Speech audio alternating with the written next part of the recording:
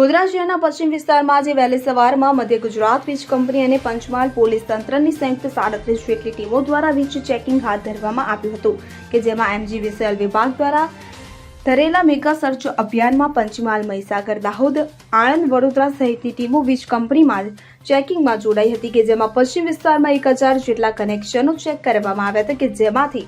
55 જેટલા વીજ ગ્રાહકો પાસેથી 26 લાખની વીજ ચોરી ઝડપાઈ હતી કે જેના કારણે વીજ ચોરી કરનારાઓમાં ફફડાટ વ્યાપી જવા પામ્યો છે। ગોધરા શહેરના પોલન બજાર, સાતપુલ, પચલા ઔડા, ગૃહા, મોહલ્લા સહિતના વિસ્તારોમાં વીજ ચેકિંગની કામગીરી હાથ ધરવામાં આવી કે જેમાં એમજીવીસીએલ વિભાગની વર્તુળ કચેરી દ્વારા પંચમહાલ, મહીસાગર, દાહોદ, આણંદ, વડોદરા સહિતના 150 જેટલી ટીમો તથા 40 પોલીસ સ્ટાફની ટીમ દ્વારા મેગા સર્ચ ઓપરેશન હાથ ધરવામાં આવ્યું હતું કે જેમાં એમજીવીસીએલ દ્વારા 1000 જેટલા કનેક્શનો ચેક કરવામાં આવ્યા હતા, જેમાંથી 55 જેટલા વીજ કનેક્શનમાંથી વીજ ચોરી મળી આવી। એમજીવીસીએલ વિભાગ દ્વારા 55 વીજ ગ્રાહકો સામે કાયદેસરની કાર્યવાહી હાથ ધરી છે, તો બીજી બાજુ એમજીવીસીએલ વિભાગે 26 લાખની વીજ ચોરી ઝડપી પાડી વધુ કાર્યવાહી હાથ ધરી।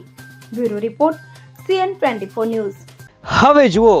દેશ દુનિયાની તમામ ખબરો તમારી આંગળીના ટેરવે। ઉઠાવો મોબાઈલ અને Google Play Store પરથી ડાઉનલોડ કરો અમારી CN24 ન્યૂઝ મોબાઈલ એપ।